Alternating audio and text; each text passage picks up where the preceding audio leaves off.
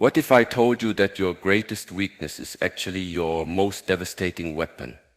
You feel everything, every emotion that passes through a room, every hidden pain behind someone's smile, every lie disguised as truth. Most people call this a curse. They tell you to toughen up, build walls, stop being so sensitive. They are wrong. The one who feels the deepest cuts can deliver the sharpest blow, not through violence, not through anger, but through something far more powerful, something that can bring the most manipulative, controlling person to their knees without you ever raising your sensitivity is not your prison. It is your key to absolute freedom. Right now, as you listen to these words, there's someone in your life who feeds on your emotions. They drain your energy like a vampire feeds on blood. They twist your compassion into confusion. They use your empathy as a weapon against you. You know who they are. Their face just appeared in your mind. This person believes they have power over you. They believe your caring nature makes you controllable. They believe your ability to feel deeply makes you weak. They are about to learn how wrong they are. But first, you must understand the game that's been played against you. You must see the invisible chains that have kept you bound. You must recognize the ancient wisdom that flows through your veins. Every great warrior throughout history understood one fundamental truth. The enemy's greatest strength always contains the seed of their ultimate defeat. The narcissist's greatest strength is their ability to manipulate others through emotional manipulation. But what happens when they encounter someone who feels everything, yet cannot be broken by those feelings? What happens when they meet an empath who has awakened? They meet their match. They meet their mirror. They meet their end. Think of water. When you strike water with your fist, what happens? The water yields. It moves around your hand. It offers no resistance, yet the water remains unchanged, unharmed. Still water, still powerful. This is what you can become. This is what you were always meant to be. But most empaths never reach this understanding.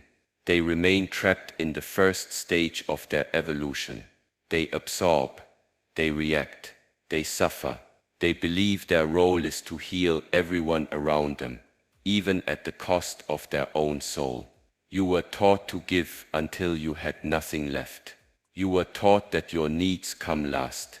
You were taught that setting boundaries makes you selfish. You were taught that your gift of feeling deeply meant you should carry everyone else's pain. These teachings are poison. These teachings keep you weak. These teachings serve only those who wish to consume your light. Your sensitivity was never meant to make you a victim. It was meant to make you a master of energy, a master of intention, a master of your own emotional landscape. When you master these things, you become untouchable. Not because you stop feeling, but because you choose what to do with what you feel. The narcissist in your life feeds on reaction. They thrive on drama. They live for the moment when they can push your buttons and watch you respond with emotion.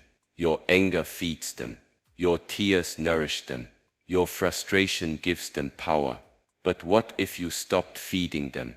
What if you became like a mountain in the face of their storms? Unmoved, unshaken, present but untouchable. This is not about becoming cold. This is not about shutting down your heart.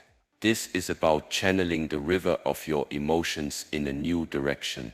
This is about using your gift as it was meant to be used. When you were a child, you felt everything around you. You absorbed the emotions of your parents, your siblings, your teachers. You took on their stress, their anger, their sadness as if it were your own. You learned to read the room before you learned to read books. This gift made you useful to others. They came to you with their problems. They leaned on your strength. They found comfort in your ability to understand their pain. But somewhere along the way, you forgot that their pain was not yours to carry. You forgot that their emotions were not yours to fix. You forgot that their healing was not your responsibility. The narcissist saw this confusion in you and smiled. They found the perfect target. Someone who would absorb their toxic energy and ask for more. Someone who would mistake their manipulation for connection. Someone who would give and give and give until there was nothing left. But you are not that person anymore. That version of you was simply practicing, learning, gathering strength for this moment. The moment when you would understand the true nature of your power. Your power lies not in what you absorb, but in what you reflect. Your power lies not in what you carry, but in what you choose to put down. Your power lies not in how much you feel, but in how clearly you see. When you see clearly, you see the narcissist for what they truly are. Not a powerful predator, but a wounded child in an adult's body. Not a master manipulator, but a scared little person trying to fill an emptiness that can never be filled by consuming others. This seeing changes everything. This seeing is the beginning of their torture and your freedom. The torture begins when they realize their usual tricks don't work on you anymore. When they try to provoke you and you remain calm. When they try to guilt you and you stay centered. When they try to confuse you and you see through their games with crystal clarity. This is not the torture of cruelty. This is the torture of truth. The torture of being seen completely without the masks they hide behind. The torture of meeting someone who will not play their games. But your transformation goes deeper than just changing how you respond to them. Your transformation touches the very core of how you move through the world. Most people live their lives reacting to whatever comes their way. They are like leaves blown by every wind, moved by every storm. They have no center, no anchor, no choice in how they respond to life. You can choose differently. You can become like the great oak tree that bends with the wind but never breaks. Your roots go deep, your center holds strong. You respond from wisdom, not from wounds. This choice to respond instead of react is available to you in every moment. When your boss criticizes you unfairly, when your partner tries to start an argument, when the narcissist in your life attempts their latest manipulation, in that space between stimulus and response lies your power. In that you find your freedom. In that moment of choice you become the master instead of the victim. But mastering this choice requires practice. It requires you to know yourself deeply. It requires you to understand the patterns that have controlled you, the triggers that have enslaved you, the beliefs that have limited you. You must see how you have been programmed to respond automatically, how certain words trigger certain emotions, how certain behaviors activate certain reactions, how certain people can push certain buttons, and suddenly you are no longer yourself. This programming runs deep. It started when you were young and has been reinforced throughout your life. Every time someone took advantage of your kindness, every time someone used your empathy against you, every time someone made you feel responsible for their emotions. Layer by layer this programming built up like sediment in a river, until the clear water of your true nature became cloudy, until you could no longer see yourself clearly, until you forgot who you really were beneath all those layers of conditioning. But the clear water is still there. Your true nature is still there. It has been waiting patiently for you to remember, waiting for you to clear away the sediment, waiting for you to return home to yourself. This return is not a destination you reach once and then remain. This return is a practice you choose in every moment, a remembering you do again and again. A coming back to center whenever you notice you have drifted away. The narcissist will test this center. They will push against your boundaries. They will try to provoke your old responses. They will attempt to drag you back into the old patterns, the old games, the old ways of being that served their needs. This is when your real strength is tested, not when life is calm and peaceful, but when the storms come, not when you are alone in meditation, but when you are face to face with someone who wants to control you. In these moments you will remember who you are. You will remember your power. You will remember that no one can make you feel anything without your permission. You will remember that your emotions are yours to choose, yours to direct, yours to master. And in that remembering, something extraordinary happens. The very person who once had power over you becomes powerless. The very person who once controlled you loses all control. The very person who once fed on your energy finds themselves starving. This is how a super empath tortures a narcissist, not through cruelty, but through clarity, not through manipulation, but through mastery, not through becoming like them, but through becoming more yourself than ever before. The torture is in their realization that they have lost their power over you. The torture is in watching you become untouchable while still remaining completely present. The torture is in seeing you transform from their victim into their mirror, reflecting back to them exactly what they are, without the stories they tell themselves. But your journey is just beginning. You have seen the nature of the game. You have recognized your true power.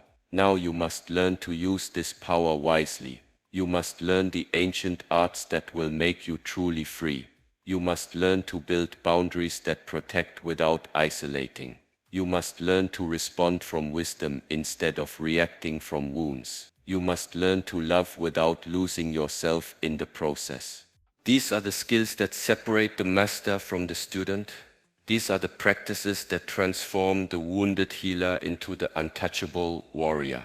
These are the tools that will complete your evolution from empath to super empath. The path forward requires courage. It requires you to face the parts of yourself you have been avoiding. It requires you to heal the wounds that have made you vulnerable to manipulation. It requires you to become whole in a world that profits from your brokenness. But this courage lives within you already. It has been growing stronger with every challenge you have faced, with every time you have chosen love over fear, with every moment you have chosen truth over comfort, with every breath you have chosen to keep going when everything in you wanted to give up. That courage is calling you now. It is calling you to step into the fullness of who you were meant to be. It is calling you to claim your power. It is calling you to become the master of your own life. The narcissist in your life has served a purpose. They have been your teacher, though they never intended to be. They have shown you what you are not. They have reflected back to you the places where you needed to grow stronger. They have forced you to find your true self beneath all the conditioning. Now their teaching is complete. Now you graduate from their classroom of pain. Now you step into a new way of being that makes their old lessons irrelevant. This is where your real power begins. This is where your transformation becomes complete. This is where you learn the ancient arts that will make you untouchable while keeping your heart open. The past is calling. Your true self is waiting. The time has come to answer both. These ancient arts have been hidden in plain sight for thousands of years. Masters throughout history have understood them. Warriors have lived by them. Sages have taught them in whispers.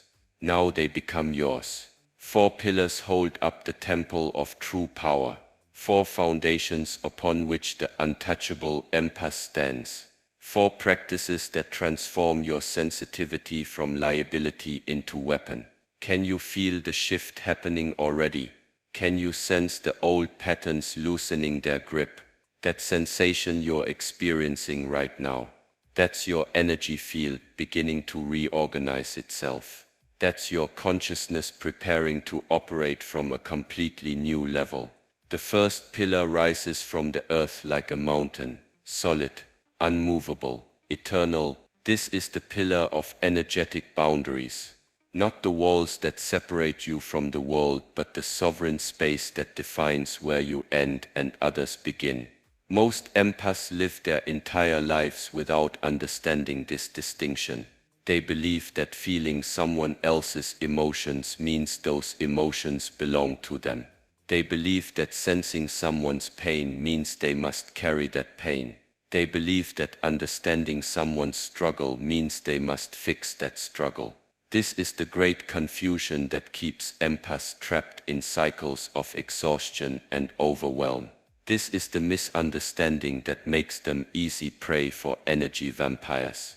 This is the false belief that must be shattered before true power can emerge. Your emotions are yours. Their emotions are theirs. You can feel their emotions without taking ownership of them. You can sense their pain without absorbing it into your body. You can understand their struggle without making it your responsibility to solve. Think of yourself as a radio receiver. You can tune into different frequencies. You can pick up different stations, but you don't become the music you're receiving. You remain the radio, clear, distinct, separate. When you understand this separation, everything changes.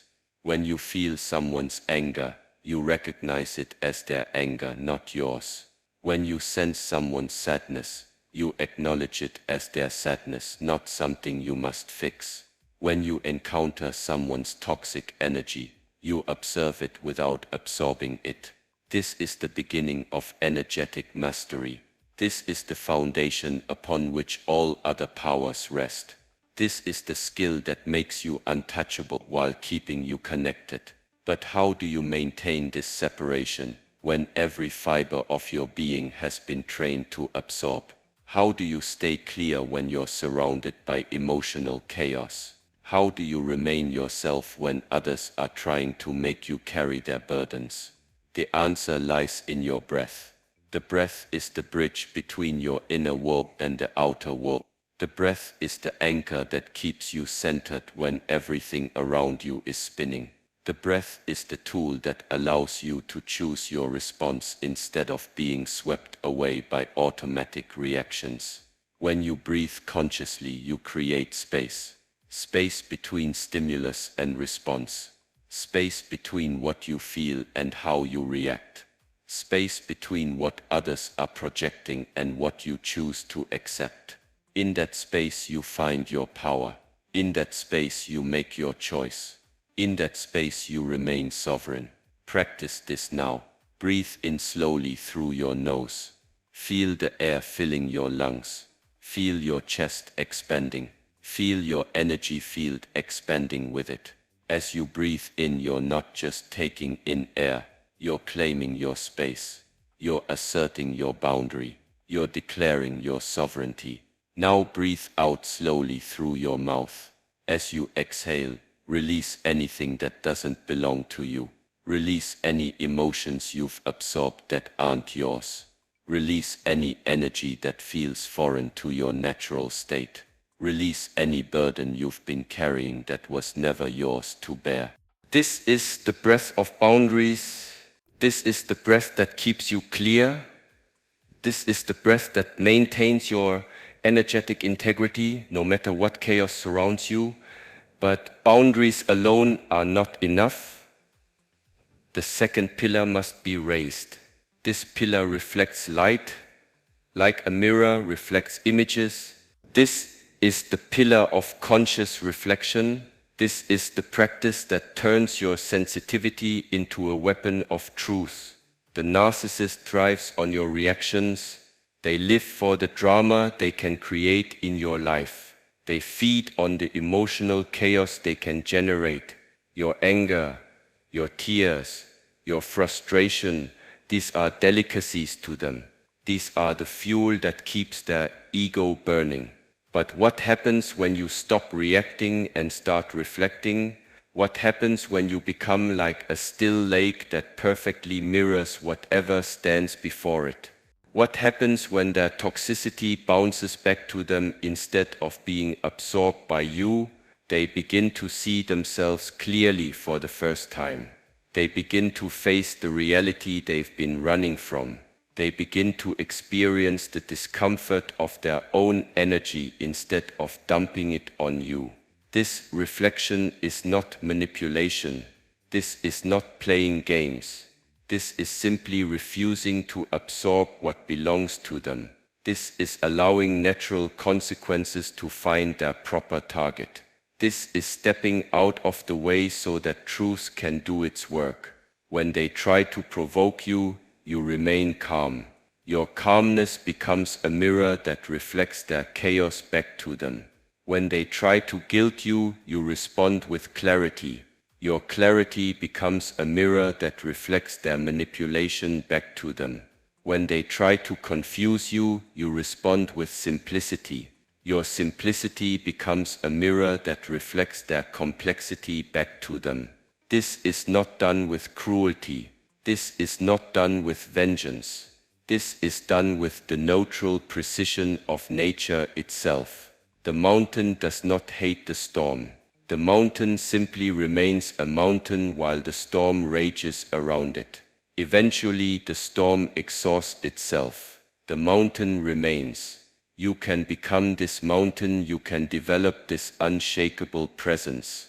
You can cultivate this ability to remain centered no matter what emotional weather passes through your environment. But remaining centered requires more than just reflection. It requires the third pillar. This pillar stands like a lighthouse in the storm, unmoved by the waves, unaffected by the wind. This is the pillar of sacred indifference. Sacred indifference is not the coldness of a closed heart. Sacred indifference is the warmth of a heart that loves without attachment. Sacred indifference is the strength of a soul that cares without being controlled by its caring. Most empaths struggle with this concept because they confuse caring with attachment. They believe that to love someone means to be affected by their every mood. They believe that to care about someone means to take responsibility for their emotional state. They believe that to be compassionate means to suffer along with others. These beliefs keep you trapped. These beliefs make you controllable. These beliefs turn your greatest gift into your greatest weakness. True compassion does not require you to suffer. True love does not require you to lose yourself. True caring does not require you to sacrifice your peace for someone else's chaos. When you achieve sacred indifference, you can love more fully because you love without fear. You can care more completely because you care without desperation. You can help more effectively because you help from a place of strength rather than weakness. The narcissist cannot comprehend sacred indifference. They cannot understand how you can care about them without being controlled by them. They cannot grasp how you can love them without losing yourself in the process. They cannot accept that you can be kind without being compliant. This drives them to distraction. This forces them to confront their own emptiness. This makes them face the reality that their manipulation tactics no longer work on you. But sacred indifference must be supported by the fourth and final pillar. This pillar is carved from the stone of ancient wisdom. This pillar bears the weight of all conscious choice. This is the pillar of responsive action. Most people live their lives in reaction mode. Something happens and they automatically respond based on old patterns, past hurts, and programmed behaviors. They are like machines, predictable and controllable, because their responses can be calculated in advance. The narcissist counts on this predictability. They know which buttons to push to get which reactions. They know which words to say to trigger which emotions. They know which behaviors to display to activate which responses. But what happens when you stop reacting and start responding? What happens when you between stimulus and response to choose your action consciously? What happens when you break free from the predictable patterns that have kept you trapped? You become unpredictable. You become uncontrollable. You become free. Responsive action means you choose your behavior based on what the situation truly requires, not based on what your emotions are demanding. Responsive action means you act from wisdom rather than wounds. Responsive action means you respond to what is actually happening, not to what you imagine is happening based on past experiences. This requires you to develop the ability to observe your own mind. You must watch your thoughts without being controlled by them. You must feel your emotions without being overwhelmed by them. You must notice your impulses without acting on them automatically. This observation creates space. In that space, choice becomes possible. In that choice, freedom is born. In that freedom, your true power emerges. When the narcissist tries to provoke you, you observe the impulse to react defensively. You feel the anger rising. You notice the old pattern activating. But instead of following that pattern automatically, you breathe, you choose. Maybe you choose to respond with a question instead of an accusation. Maybe you choose to remain silent instead of defending yourself. Maybe you choose to leave the room instead of continuing the conversation. Maybe you choose to respond with unexpected kindness instead of matching their hostility. Whatever you choose it consciously. You choose it from your center. You choose it based on what will serve the highest good, not based on what your triggered emotions are demanding. This conscious choice disrupts their entire strategy. They were counting on your automatic reactions. They were depending on your predictable patterns. They were banking on your loss of control. When you maintain your center and choose your response, you shift the entire dynamic. You move from being the victim of their manipulation to being the master of your own responses. You transform from being reactive to being creative. You evolve from being controlled to being free. But mastery of these four pillars requires practice. It requires you to work with them daily, in small situations before you face the big tests. It requires you to strengthen these muscles gradually, building your capacity to remain centered under increasing pressure. Start with simple situations. Practice conscious breathing when you're stuck in traffic. Practice sacred indifference when someone cuts in front of you in line. Practice reflection when someone tries to dump their bad mood on you. Practice responsive action when you feel the urge to react automatically to any minor annoyance. These small practices build the foundation for larger transformations. These daily exercises create the strength you'll need when facing more challenging situations. These moments of conscious choice accumulate into a completely new way of being. As you develop these capacities, you'll notice changes in how others respond to you. People will comment on your calmness. They'll remark on your centeredness. They'll be drawn to your presence because it feels safe and stable in a chaotic world. But nowhere will these changes be more apparent than in your relationship with the narcissist in your life. They will sense the shift immediately. They will feel the loss of their power over you. They will try everything they can think of to pull you back into the old patterns. This is when your practice will be tested most severely. This is when you'll discover how strong your foundations have become. This is when you'll learn whether you've truly mastered these arts or whether you still have work to do. Expect them to escalate their behavior initially. Expect them to try harder to provoke you.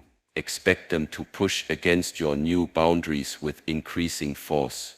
This escalation is actually a sign that your transformation is working. It's proof that they can no longer control you as easily as before. But this escalation will not last forever.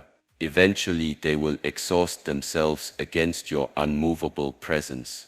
Eventually they will realize that their old tactics no longer work. Eventually, they will be forced to either change their behavior or look elsewhere for someone easier to manipulate. This is the beginning of their torture. Not physical torture, not emotional cruelty, but the exquisite torture of being unable to control someone they once dominated completely. The torture of being reflected back to themselves without the distortion of your reactions. The torture of being seen clearly, without the camouflage of your confusion. And through this process something beautiful happens to you. You don't just become free from their manipulation. You don't just develop immunity to their toxic behavior. You discover who you truly are beneath all the conditioning, beneath all the programming, beneath all the adaptations you made to survive in a world that didn't understand your gifts. You remember your true nature. You reclaim your authentic power. You return to the person you were always meant to be. This return is not a destination but a way of traveling. This freedom is not a place you reach but a way of being wherever you are. This mastery is not something you achieve once but something you practice in every moment of every day. The 4 pillars support this new way of being. The 4 pillars create the foundation for this new way of living.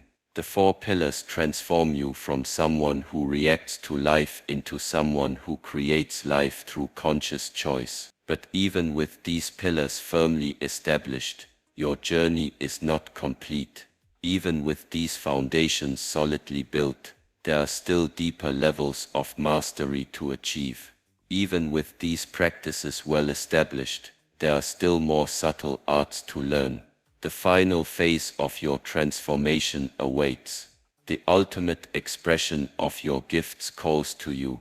The complete embodiment of your power beckons you forward into territories you have never explored before. What does it mean to live as an untouchable empath? What does daily existence look like when you have mastered these ancient arts? How do you move through a world full of unconscious people while maintaining your center, your clarity, your power? You wake each morning not to the alarm of anxiety but to the gentle stirring of your own inner wisdom.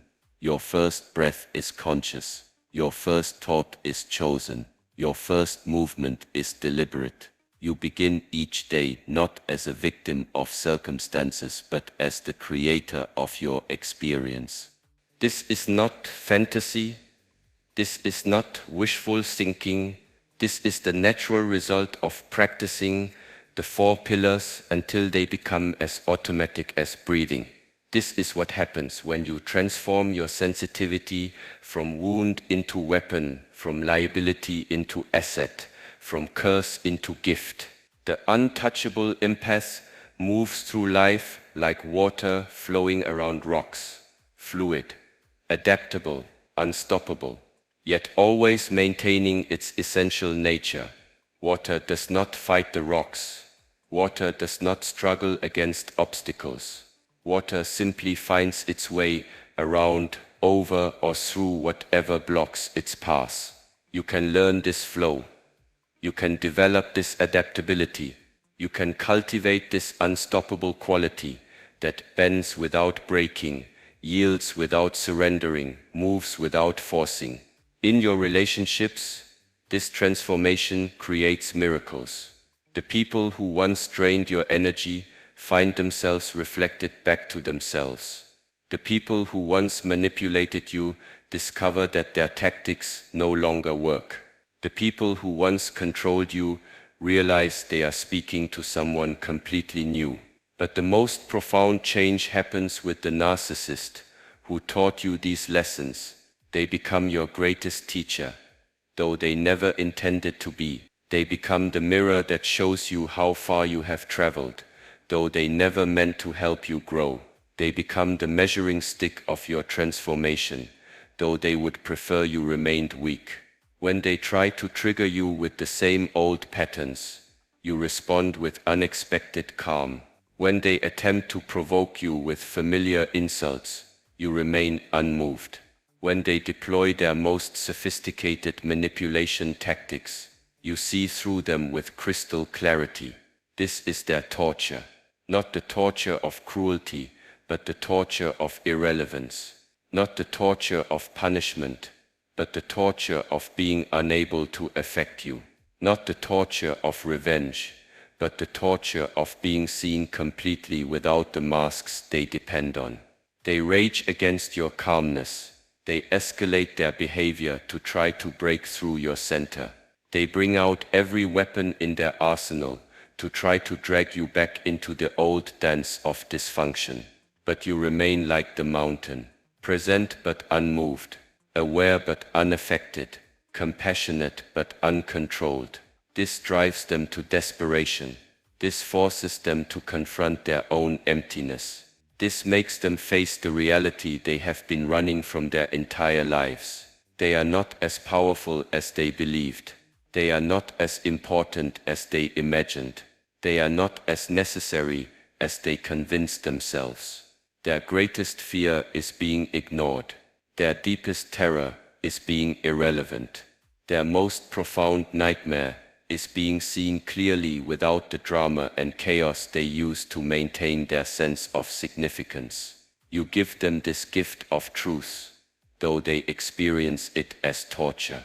You offer them this mirror of reality, though they perceive it as cruelty. You provide them this opportunity for growth, though they interpret it as abandonment. This is the paradox of your transformation. In becoming untouchable, you offer the deepest form of love. In refusing to enable their dysfunction, you create space for their healing. In stepping out of their games, you invite them into authenticity. Some will take this invitation. Some will use this crisis as an opportunity to examine their behavior and choose differently. Some will see this mirror as a chance to finally become real. Others will not. Others will rage against your transformation. Others will try harder to pull you back into the old patterns. Others will eventually move on to find someone else to manipulate, someone else to control, someone else to drain. Either way, you remain free. Either way, you maintain your center. Either way, you continue to grow in wisdom and strength and clarity. But living as an untouchable empath requires daily practice. It requires you to maintain these skills, even when life is calm and peaceful. It requires you to strengthen these muscles, even when they are not being tested by difficult people. Your morning practice becomes sacred, not because you follow rigid rules, but because you honor the commitment to yourself. Not because you perform elaborate rituals, but because you begin each day by choosing consciousness over automaticity. You start with your breath. 3 conscious breaths that center you in your body, ground you in the present moment, and connect you to your inner wisdom. 3 breaths that establish your energetic boundaries for the day. 3 breaths that remind you who you are beneath all the roles you play. You check in with your energy field. How does it feel today? Is it clear and bright, or cloudy and heavy? Are you carrying anything that does not belong to you? Are you starting the day from your center, or are you already pulled off balance by thoughts of the day ahead? This checking in is not self-judgment. This checking in is not criticism. This checking in is simply awareness, pure observation, without the need to fix or change anything immediately, just seeing clearly what is present right now. From this awareness, you set your intention for the day, not goals or to-do lists, but the quality of energy you choose to bring to whatever you encounter. Do you choose to move through the day from love or from fear? Do you choose to respond from wisdom or react from wounds? Do you choose to remain centered, or allow external circumstances to pull you off balance? This intention is not a promise you make once and then forget. This intention is a commitment you renew, moment by moment, throughout the day. Every time you notice yourself slipping into old patterns, you remember your intention. Every time you feel triggered, you return to your commitment. Every time you start to react automatically, you choose consciously. Throughout your day, you practice micro-meditations, 30 seconds of conscious breathing while waiting for the elevator, a moment of centering before walking into a challenging meeting, to reset your energy after a difficult conversation, 3 conscious breaths before responding to a provocative email. These tiny practices accumulate into massive transformation. These small moments of consciousness create a completely new way of being. These brief returns to center build the capacity to remain centered under any circumstances. Your evening practice completes the circle. You review the day, not with judgment, but with curiosity. Where did you remain centered? Where did you slip into old patterns? Where did you respond consciously? Where did you react automatically? This review is not about perfection. This review is not about self-criticism. This review is about learning, about seeing clearly what serves you and what doesn't, about recognizing your patterns so you can choose differently tomorrow. You also practice gratitude, but not the superficial gratitude that ignores pain.